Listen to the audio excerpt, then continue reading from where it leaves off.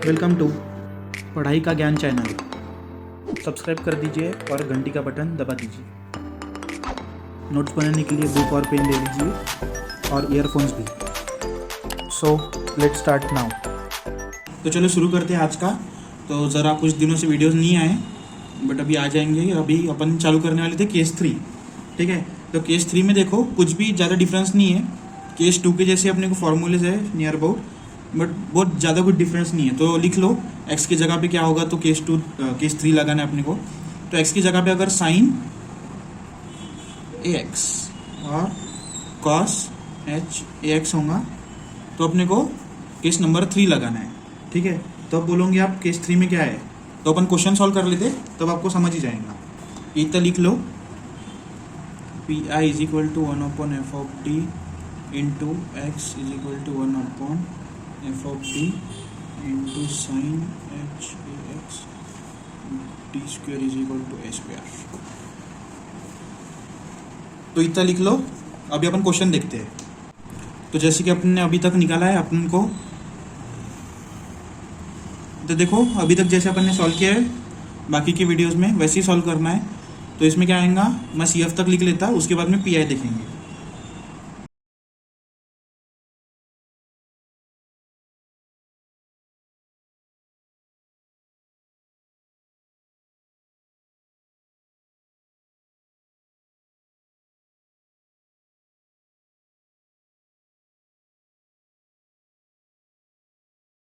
ये हो गया आपका CF।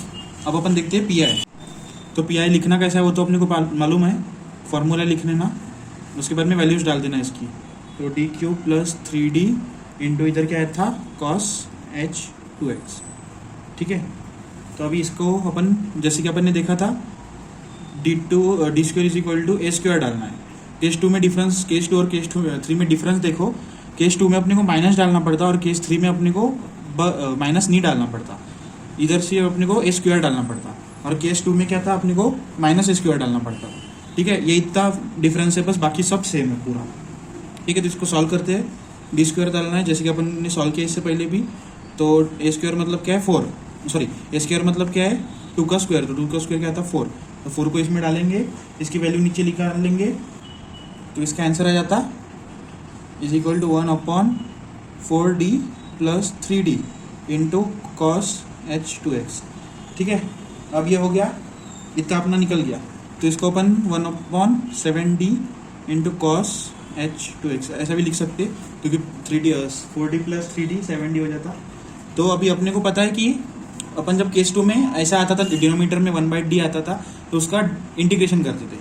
तो इधर भी कुछ अलग नहीं करना, वही करना है। ये 7 कॉमन निकाल लेना है, 1/d का अपने को cos h 2x का अपने को अब इंटीग्रेशन निकालना है।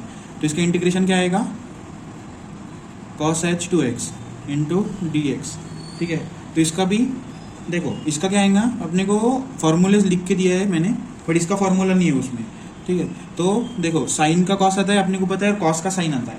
तो अपने को बस जो निगेटिव और पॉजिटिव का फर्क रहता है वो देखना है। तो जब भी ये वाले फॉर्मूलेज आए तो इसको प्लस और माइनस नहीं देना पड़ता। कॉस आ गया तो कॉस का डेरिवेटिव कॉस साइन ही आएगा, मतलब अपोजिट आएगा, साइन 2x। और जब भी इंटीग्रेशन करते हैं तो अपन जब भी इंटीग्रेशन करते हैं ये जो एक टर्म है उसका मतलब अपने को वापस से डेरिवेटिव करना पड़ता है। तो 2x का डेरिवेटिव क्या आ जाएगा 2। ठीक है, तो ये आंसर आ गया अपना इंटू dx। तो इसको दिखाता हूँ मैं कैसा है ये 14 इंटू dx। तो इट्स सॉल्यूशन लिख लो, इट्स सॉल्यूशन करके CF प्लस PI।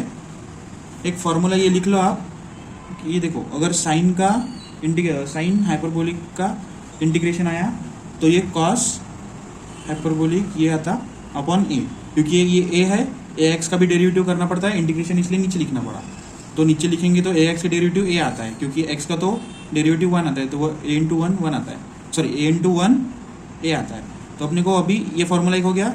और derivative of cos h cos hyperbolic, तो इसका आता है sine hyperbolic ax upon a, तो इसका भी सेम है। तो इसके पहले के फॉर्मूलेज में कैसे प्लस माइनस रहते थे अपना, सादा अगर साइन का दिखा तो कॉस आता है, कॉस का दिखा तो माइनस साइन आता है।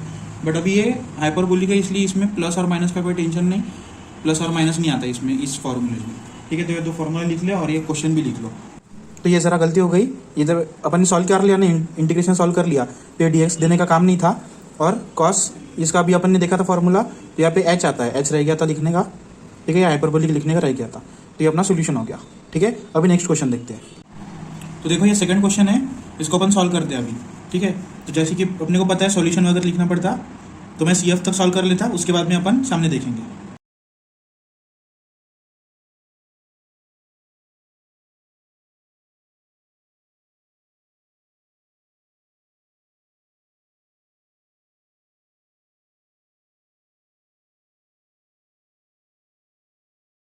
तो ये हो गया अपना CF। अब अपने को PI देखना है इसका। ठीक है, तो इट्स PI का फॉर्मूला लिख लेना है, जैसे कि अपने को पता है f of d into x होता है, तो f ऑफ d की जगह पे ब्रैकेट डाल देना है, जो अभी तक अपन ने देखा है, कौन सा डालना है, इंटू एक्स की जगह पे जो इक्वल के बाद में का है, तो -2 cos हाइपरबोलिक x। ये h मतलब हाइपरबोलिक रहता है, तो हाइपरबोलिक x रहा। तो जब भी दिखा ये h मतलब हाइपरबोलिक दिखा, तो अपने को समझ जाना है कि केस 3 है। ठीक है, तो केस 3 में क्या करते हैं अपन, put d square is equal to a square रखते हैं। तो a स्क्वायर मतलब जो x के साथ टर्म है उसका स्क्वायर, तो x के साथ क्या है 1, तो 1 का स्क्वायर क्या आ जाएगा 1। ठीक है, तो इसको अपने को इसमें डालना है। ठीक है, तो जल्दी से सॉल्व कर लेते हैं। इधर 1, ये देखो 1 + 4d + 5, तो ये कितना आ जाएगा 6 + 4d आ जाएगा। ठीक है, ये इधर 1 आ जाएगा, इधर 1 आ गया, 5 + 1 6, 6 + 4d। तो इसको अभी सॉल्व करते हैं अपन।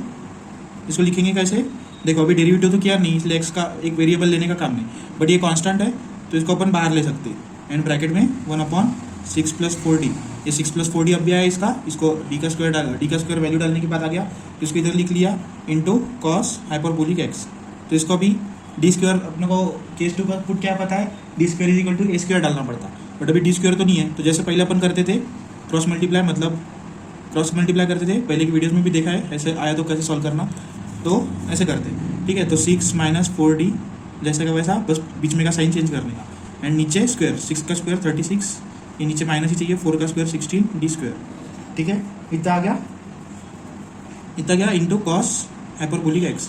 या ऐसे क्वेश्चन तो आपने इससे पहले भी सॉल्व किया है, तो वही बोलता हूँ, जो सेकंड केस और थर्ड केस पूरा सेम है, बस इसमें हाइपरबोलिक आता है केस 3 में, केस 2 और केस 3 सेम है, बस इसमें केस 3 में हाइपरबोलिक आता है और केस 2 में कॉस x आता है, उसमें हाइपरबोलिक नहीं आता। और उसमें डिफरेंस इतना है कि केस 2 में d square is equal to minus a square डालना पड़ता, और केस 3 में d square is equal to a square डालना पड़ता। तो इतना बस ध्यान में रखना पड़ता। जब इसको लिखने से अच्छा अपन पुट कर देते, तो अगर इसमें पुट कर दिया तो 16 - 36 कितना जाएगा 20। तो ये रफ कैलकुलेशन इधर कर लेना, मुझे पता है इसका आंसर क्या है, तो इसको मैं डायरेक्ट लिख लेता, क्योंकि इधर 16 है, 16 × 1 क्या आ जाएगा 16, तो 16 - 36 कितना होगा 20, तो 20 cos h हाइपरबोलिक x आ गया। अब इसको सॉल्व करना है, -2, जैसे को अपने को पता है ऊपर अगर d आया तो डेरिवेटिव लेना पड़ता, अगर नीचे d आया तो इंटीग्रेशन लेना पड़ता, तो इसके साथ तो d नहीं है, तो d cos हाइपरबोलिक x जैसे का वैसा लिख देना, और इसका 4 कॉमन, डेरिवेटिव ऑफ cos क्या आएगा साइन हाइपरबोलिक x। तो अभी मैंने इससे पहले भी बोला था कि इसके पहले भी बोला था, अगर साइन और कॉस मतलब साइन कॉस का हाइपरबोलिक में प्लस माइनस कुछ भी नहीं आता, साइन का कॉस का साइन, सीधी बात है। ठीक है, तो ये अपना PI आ गया, तो लास्ट में लिख लेना इट्स सॉल्यूशन करके y is equal to CF plus PI, ऐसे सॉल्यूशन में लिख लेना। ये अपनी प्रैक्टिस पूरी हो चुकी है, इसलिए मैं डबल नहीं बताऊंगा, y is equal to CF plus PI लिखना पड़ता, ये आपको ही समझ जाना चाहिए अभी, क्योंकि अभी वीडियोस बहुत लंबे हो जाते हैं, और ये पहले बेसिक पूरा हो चुका है आपका, बस इसका कैसे सॉल्व करना है वही बताऊंगा। चलो नेक्स्ट क्वेश्चन देखते हैं अभी। ओप्स, मैंने लिख लिया पर वीडियो रिकॉर्ड नहीं किया। तो देखो ये थर्ड वाला क्वेश्चन है, ठीक है, इसको अपने को सॉल्व करना है, तो सॉल्यूशन दिया है, अपने को पता है सॉल्यूशन लिखना पड़ता है, गिवन लिखना पड़ता, तो ये सॉल्व करके देखो, मैं CF तक करता हूँ, फिर आपको सामने का बताता हूँ। तो अभी इधर तक सॉल्व कर लिया मैंने, बट फिर मेरा ध्यान गया कि वीडियो रिकॉर्ड नहीं किया। ठीक है, तो अभी जल्दी से लिख लेता हूँ, d is equal to roots निकाल लिया अपन ने, -6 आ गया। अब इसका CF देखते हैं, CF आ जाता है इसका सेम टर्म्स है, तो C1 + C2x e⁻⁻⁶x। तो कैसे आया, ये अपने CF के वक्त पूरा प्रैक्टिस कर लिया था, बट अभी आपको अगर पता नहीं, याद नहीं, तो वो वाली वीडियोस पहले देख लेना। तो चलो अभी PI देखते हैं इसका। तो PI में अपने को पता है PI का formula is equal to 1/f of d into x. तो f ऑफ d की जगह पर क्या डालना पड़ता है अपने को, ब्रैकेट, तो ब्रैकेट में का क्या है d स्क्वायर + 12d + 36। ठीक है, इतना लिख लिया, इंटू एक्स की जगह पे डालना पड़ता, इक्वल टू के बाद में का, तो ये इतना आ गया। अब अपने को इसको सॉल्व करना है, ठीक है। तो अपने को पता है ये हाइपरबोलिक आया, मतलब अपने को पता चल जाए, ये हाइपरबोलिक देख के अपने को समझ जाता है कि ये कौन सी इसका है, केस 3 का है। केस 3 में क्या करना पड़ता, D square is equal to A square डालना पड़ता। तो ए स्क्वायर मतलब एक्स के साथ की टर्म, तो एक्स के साथ में क्या है 2, तो 2 का स्क्वायर क्या जाएगा 4, तो इसमें डालते हैं इसका वैल्यू देखते हैं नीचे, तो इसका 4 प्लस 12d प्लस 36 आ जाएगा, मतलब 40 प्लस 12d, ये डी है 12d, ठीक है। अब 40 प्लस 12d तो आ गया, इसको क्या लिखेंगे अभी, इसको नीचे लिख देते हैं अभी, तो 1/40 plus 12d into sine hyperbolic 2x, ठीक है। अभी क्या करेंगे, जैसे कि इसके पहले भी क्वेश्चन, अभी ये सेम सब क्वेश्चन सेम ही है, क्योंकि इसके पहले भी क्वेश्चन में सेम ही किया था। इसके पहले जब अपन ने केस 2 में भी क्वेश्चन सॉल्व किए थे, उसमें भी अपन ने सेम सॉल्व किया था, तो इसमें अभी कंफ्यूज होने की कुछ काम नहीं, आप भी सॉल्व कर सकते, इसको सॉल्व कर लेने का, बस लास्ट में अपना आंसर देख लेने का, ठीक है। तो इसका अभी D square is equal to वापस से अपन 4 डाल सकते, ठीक है। तो इसका सोल्यूशन क्या आ जाता, 1024 आता है, 0 नहीं आता, इसलिए अपने को उसका डेरिवेटिव करने का काम नहीं, अपन ने पूरा सीखा है इसको। बस अभी ये क्वेश्चंस थोड़े डिफरेंट नहीं है, क्वेश्चन सेम है, बस ये केस 3 में थोड़ा प्रैक्टिस लेने के लिए क्वेश्चंस है, तो इसके लिए है, ठीक है। अभी इतना तो हो गया, इसका अपने का क्या करना है, डेरिवेटिव, तो 40 साइन हाइपरबोलिक 2x, यहाँ पे डी नहीं है इसलिए इसका डेरिवेटिव नहीं किया, माइनस अभी 12 के साथ डी है, इसलिए 12 के साथ है, इसलिए डेरिवेटिव करना पड़ेगा, तो 12 बाजू में ले लेते हैं, derivative of sine hyperbolic 2x, तो साइन का क्या होता है कॉस, तो अपने को सीधा सीधा कॉस लिख लेना है, एंड हाइपरबोलिक, प्लस माइनस का कोई झंझट नहीं, हाइपरबोलिक में प्लस और माइनस सेम ही रहेगा, मतलब प्लस माइनस कोई लिखने का काम ही नहीं, ठीक है। अब 2x लिखा अपन ने, तो जैसे कि अपने को पता है साइन x का फॉर्मूला कॉस x आता है, बट इधर साइन 2x है, तो यहाँ पे कॉस 2x आया, और 2x का वापस से अपने को डेरिवेटिव करना पड़ता, तो डेरिवेटिव लिखने के बाद क्या पे लिखते हैं अपन, इनटू में, तो 2 का डेरिवेटिव 2x का डेरिवेटिव क्या आता है 2, तो उधर लिख लिया, upon 1024 is equal to 40 sine hyperbolic 2x minus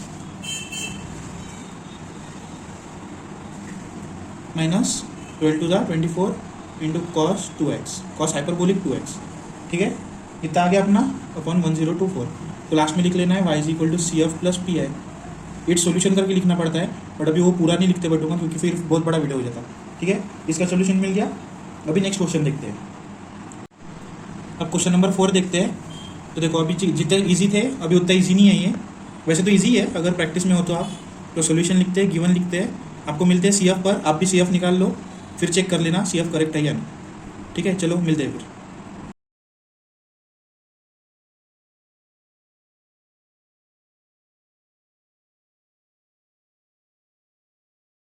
तो ये CF निकल गया अपना, मैंने रूट्स निकालना भूल गया था पहले, इसलिए अभी इधर लिख लिया, ठीक है। अभी इतना हो गया, अपने को अभी इसका PI देखना है, तो इट्स PI करके लिखते हैं, सॉरी PI लिखते हैं अभी, इट्स PI इज, तो PI का पहले तो फॉर्मूला याद रख लेना, 1/f of D into x, वैसे तो आपको याद हो गया होगा, बट फिर भी बोल के लिखिए, अगर फिर वैसा अगर कुछ गलती हो गई तो अपने को मालूम पड़ता, इंटू ब्रैकेट इक्वल टू के बाद में का पूरा लिख लेना है, cos hyperbolic 2x minus 1 plus 3x, तो इसको थोड़ा अपने को दिमाग लगाना पड़ेगा, ठीक है। तो जैसे कि अपने इससे पहले भी ऐसे क्वेश्चन सॉल्व किए थे, अगर बीच में प्लस होगा, ठीक है, अगर प्रैक्टिस में हो तो आपको समझ जाएगा, अगर बीच में प्लस हो तो ब्रैकेट लगाते हैं अपन और दोनों को सेपरेट कर लेते हैं, तो 1/d square minus 4 into cos hyperbolic 2x minus 1 plus 1/d square minus 4 into 3x, तो ये हो गया पहला स्टेप अपना, ठीक है। ये याद आ गया होगा आपको अभी, इसलिए प्रैक्टिस में चाहिए अपन, अगर प्लस हो तो डिफरेंट लिख सकते हैं, तो अभी इसको सॉल्व कर सकते हैं अपन।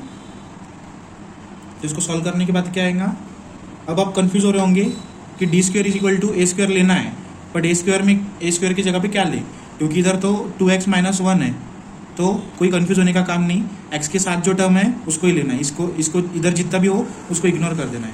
तो D square is equal to क्या लेंगे, ए स्क्वायर मतलब x के साथ की टर्म, तो x के साथ क्या है 2, तो 2 का स्क्वायर क्या आ जाएगा 4, तो 4 को डाल के देखते इधर, जैसे कि अपने को दिख रहा है 4 माइनस 4 0 आ जाएगा, मतलब इसका भी अपने को डेरिवेटिव करना पड़ेगा, बट अभी इसको देख लेते हैं एक बार, ठीक है। तो ये याद होगा अपने को,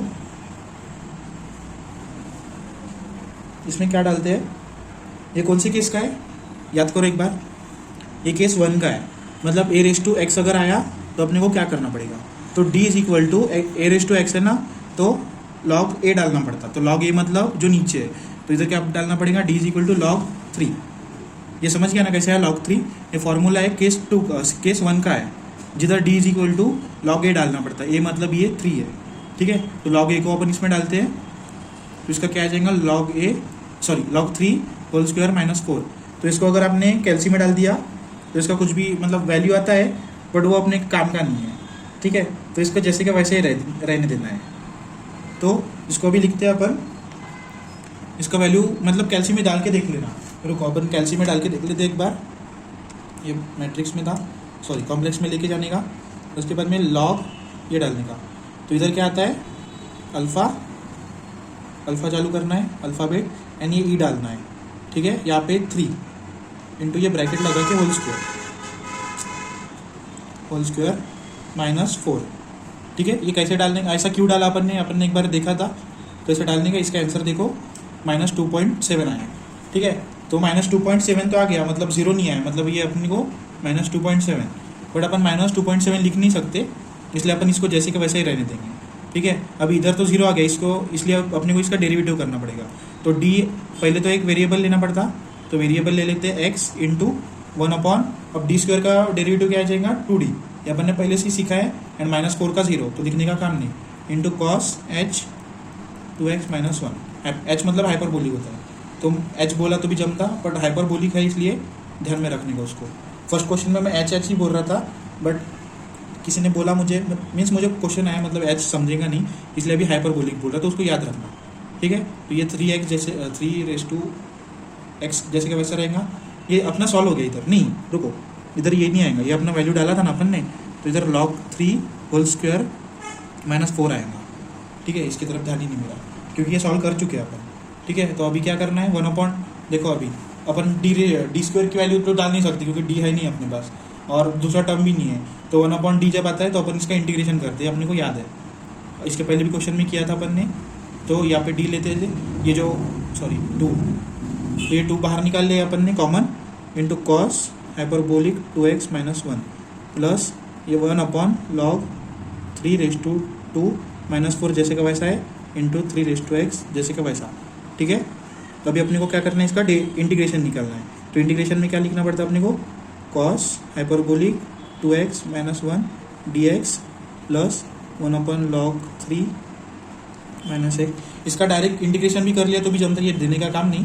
बट अगर अभी आप प्रैक्टिस में हो तो अगर ऐसे मालूम रहे, बराबर लिखते रहे, तो बाद में भी ऐसी प्रैक्टिस हो जाती है। तो देखो इंटीग्रेशन ऑफ कॉस क्या आएगा, अभी साइन आएगा, उतना तो अपने को पता ही है, बट अभी साइन h आएगा, ठीक है।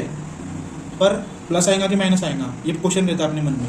तो डरने की बात नहीं, जब भी हाइपरबोलिक है तो समझ जाना प्लस और माइनस का कोई झंझट ही नहीं, क्योंकि कॉस का साइन आता है, साइन का कॉस आता है, इंटीग्रेशन भी सेम है और डेरिवेशन भी सेम है। बस इंटीग्रेशन में क्या करना पड़ता है अपने को, देखो इंटीग्रेशन में क्या करते थे अपन पहले भी, अगर x के साथ कोई टर्म हो तो उसका वापस से डेरिवेटिव करते थे। तो इसमें भी अपने को वापस से 2x माइनस 1 का डेरिवेटिव करना पड़ेगा। तो 2x माइनस 1 का डेरिवेटिव क्या आ जाएगा 2, क्योंकि 2x का तो 2 आता है, 1 का 0 आता है, तो 0 लिखने का काम नहीं। तो इसका 2 आ गया, तो अपने को सोल्यूशन मिल गया 1/, ये log 3 होल स्क्वायर माइनस 4, ये जैसे का वैसे लिख दिया।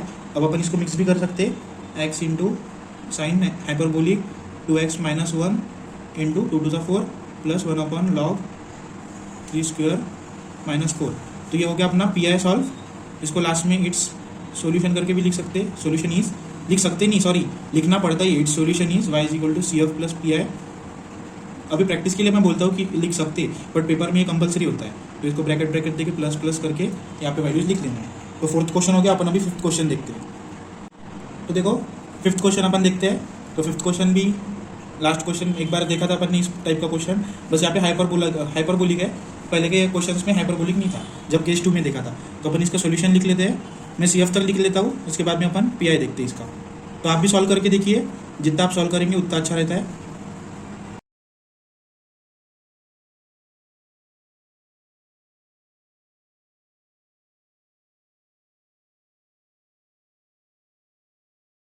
तो CF तो कंप्लीट हो गया, अब अपने को देखना है PI। तो इट्स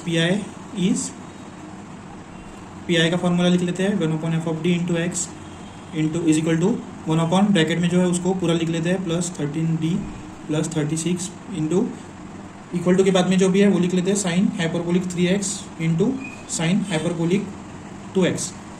तो अपन ने ये फॉर्मूले देखे थे, इसको अपने को प्लस और माइनस में करना पड़ता है, ठीक है, अपने ने देखा था।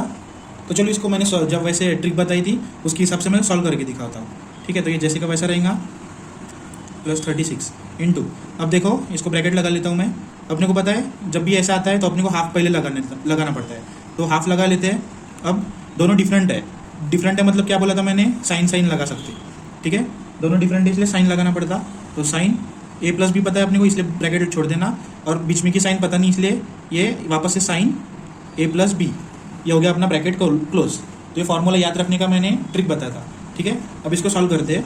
साइन देखो प्लस और माइनस ही रहेगा ना यहाँ पे, क्योंकि ये कॉस साइन वाला नहीं है, जो कि लास्ट वाला था उधर थोड़ा डिफरेंट आता है, बट ये कॉस साइन है, तो इसका क्या जाएगा, पहले प्लस आएगा फिर माइनस आएगा, तो 3x प्लस 2x एंड यहाँ पे क्या आएगा 3x माइनस 2x, ठीक है। अब बीच में कौन सी साइन लगानी, इसके लिए मैंने बोला था लास्ट का टर्म देखना इसका, तो इसका साइन लास्ट में टर्म है, तो इसको साइन है तो माइनस लगाना, अगर कॉस रह जाता तो प्लस लगा देता था। तो ये फॉर्मूला करेक्ट है, आप देख लीजिए, पीछे अपने पेजेस पलट के देख लीजिए, या फिर लर्न होगा तो बहुत अच्छी बात है।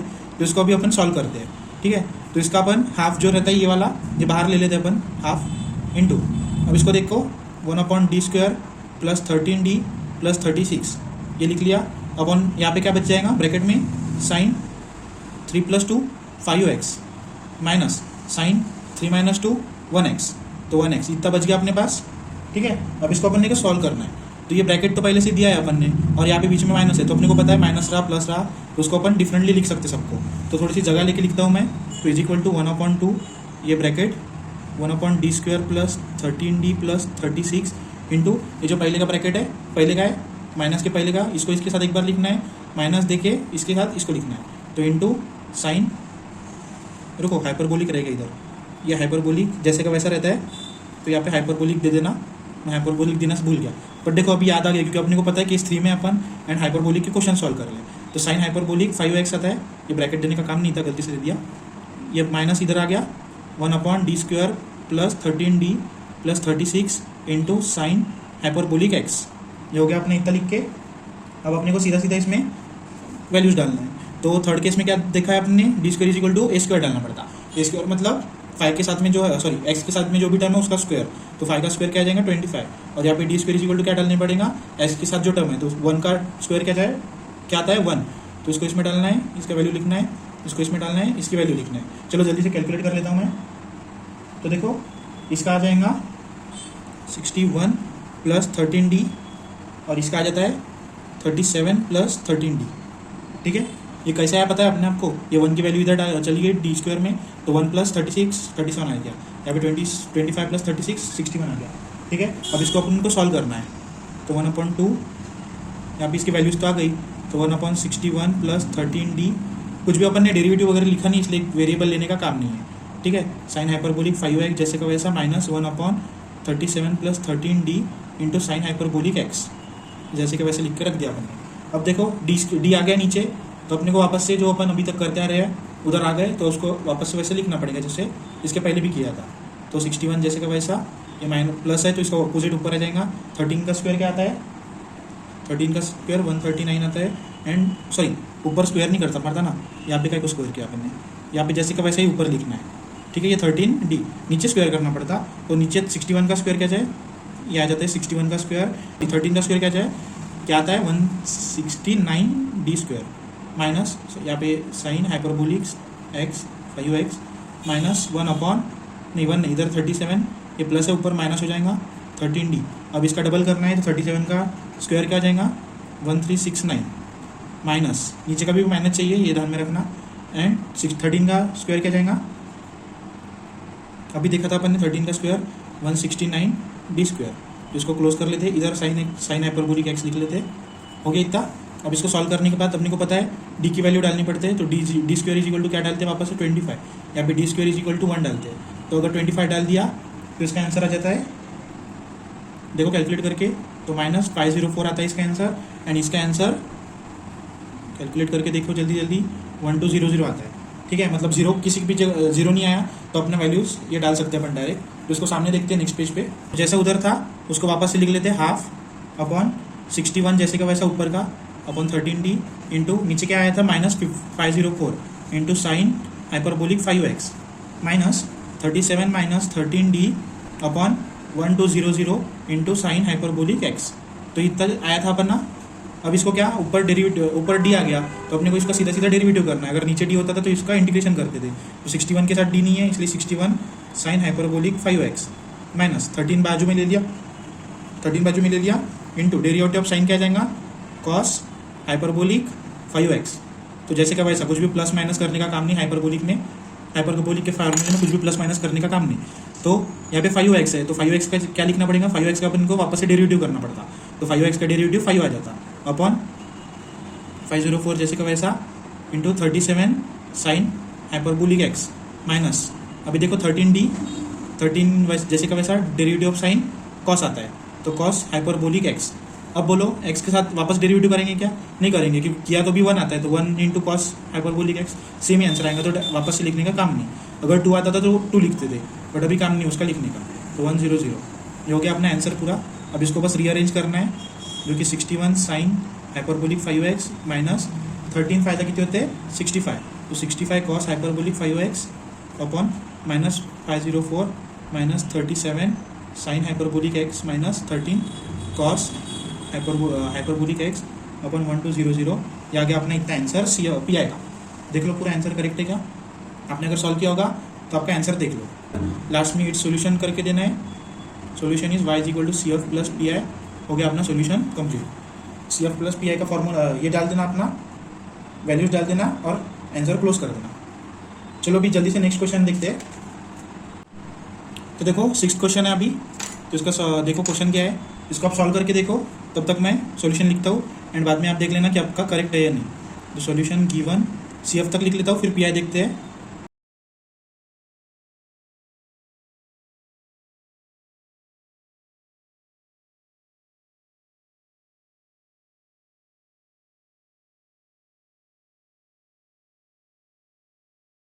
तो देखो अपना सी एफ निकल गया है। तो अभी इसको एंड ये करेक्ट है क्या देख लेना, क्योंकि बहुत सारे जन ये सी एफ में कंफ्यूज हो रहे हैं अभी भी वीडियोस, क्योंकि आपने करेक्ट से मतलब ध्यान दे के नहीं देखा, अगर ये अभी भी रॉन्ग हो रहा होगा। तो मैं रिक्वेस्ट करता हूँ कि पूरे वीडियोस आप पहले से देखें एंड पूरा समझ ले, क्योंकि इसको मैं फास्ट में बता रहा हूँ। तो कैसे सॉल्व करना है इसके पहले की वीडियोस में मैंने पूरा बताया। अगर ये अभी भी मैं एक्सप्लेन करते बट्टू कैसे आया तो वही रिपीट सेम वीडियोस बनते हैं ना, तो पूरे एक वीडियो बनाने में कोई दिलचस्प टाइम पास करने में कोई हद नहीं। टाइम पास तो कितने भी कर सकते हैं अपन, ठीक है। तो वैसा नहीं करना है अपन को, जितना अच्छा सिखा सकते हैं अपन उतना अच्छा सिखाना है कम टाइम में। तो अब वापस से वो वीडियो देख लो जो हो गया है इसके पहले +3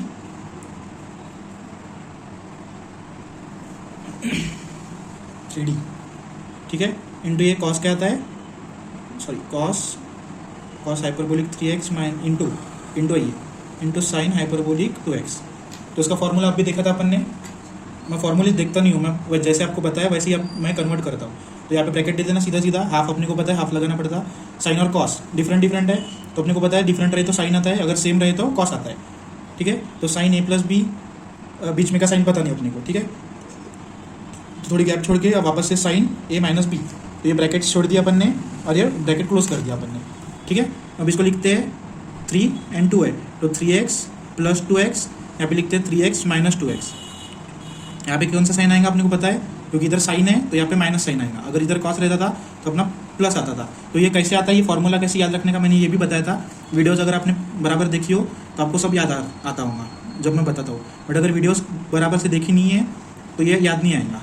इंटू ये क्या लिखेंगे अपन, sign 3 + 2 5x minus sign 3 - 2 1x। तो ये पहले से ही हो गया पूरा, बस ये प्रैक्टिस के लिए क्वेश्चन है। तो इसको अपन थोड़ा दूर लिखते हैं। अपन अभी देखा था अपन ने, अगर माइनस आया ब्रैकेट है तो ब्रैकेट लगा के दोनों अपन डिफरेंट कर सकते हैं। तो इसको थोड़ा दूर लिखता हूँ मैं, half 1/d³ + 3d into sine 5x minus, ये माइनस इधर का माइनस इधर आ गया, minus 1/d³ + 3d into sine x। तो इसको अभी सॉल्व करना है अपने को। तो d की वैल्यू तो अपन डाल नहीं सकते कुछ भी, क्योंकि अपन केस या हाइपरबोलिक इस बार भी भूल गया मैं, पेपर में नहीं होना चाहिए, मेरी भी गलती हो सकती कभी कभी।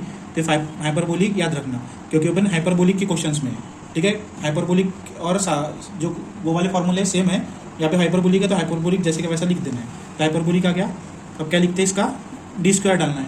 तो d² तो है ही नहीं अपने पास, तो इसको जैसे अपन ने इसके पहले सॉल्व किया था तो उसको वैसे ही सॉल्व कर, सॉरी d² डालना है तो वो अपने पास d³ है, तो d³ में भी अपन d² डाल सकते हैं। तो d² इधर क्या डालना है 25 और d² इधर क्या डालना है 1, क्योंकि x के साथ क्या है 1, तो 1 का स्क्वायर 1 आ जाएगा, ठीक है। तो इसको इसमें डालते हैं और इसको इसमें डालते हैं, तो इसका वैल्यू क्या आ जाएगा 25d, क्योंकि डी क्यूब में डाला है। तो ये 25d कैसे आया, अगर आपने पहले वीडियो देखे है तो आपको याद आ जाएगा, अगर नहीं देखे तो आप भूल जाओगे वापस से। तो यहाँ पे d + 3d आएगा, तो देखो इसका d प्लस ये आ जाएगा, तो इसका क्या आ जाएगा 28d और इसका क्या आ जाएगा 4d।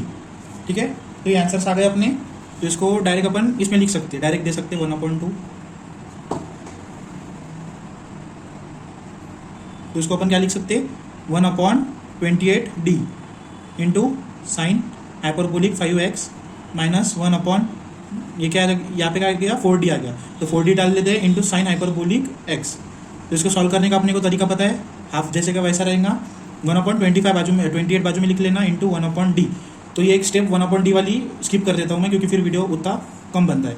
ठीक है, तो derivative of direct sine hyperbolic 5x minus 1/4 बाजू में ले लेते हैं इंटू 1/d आएगा, 1/d की जगह पे direct derivative sine hyperbolic x dx, यहाँ पे भी dx आएगा। ठीक है, इतना समझ गया। अब अपने को सीधा सीधा इसका डेरिवेटिव निकालना है अलमत भाई। अच्छा, डेरिवेटिव निकालना है अभी, तो इसका 1/28 जैसे का वैसा रहेगा इंटू, अब डेरिवेटिव सॉरी इंटीग्रेशन में क्या आता है, मैंने इसके पहले क्या बोला पता नहीं, अपने को इंटीग्रेशन निकालना है। ठीक है, तो इंटीग्रेशन निकालेंगे साइन हाइपरबोलिक 5x का, तो साइन का क्या आता है अपने को पता है कॉस आता है, एंड हाइपरबोलिक जैसे का वैसा, तो हाइपरबोलिक 5x। ठीक है, ये जैसे का वैसा लिख लिया। बट अभी अगर डेरिवेटिव होता था तो इधर लिखते थे इंटू में, बट अब ये इंटीग्रेशन है इसलिए अपॉन में लिखना पड़ेगा। 5x का वापस डेरिवेटिव, तो 5x का क्या आ जाएगा 5 माइनस 1/4 जैसे का वैसा इंटू साइन का क्या आ जाएगा कॉस हाइपरबोलिक x। अब इसको x के साथ तो कुछ भी नहीं, मतलब वापस से डेरिवेटिव करने का काम नहीं, तो इसको इसका आंसर आ जाएगा। तो इसका फाइनल आंसर देख लो 1/28 इंटू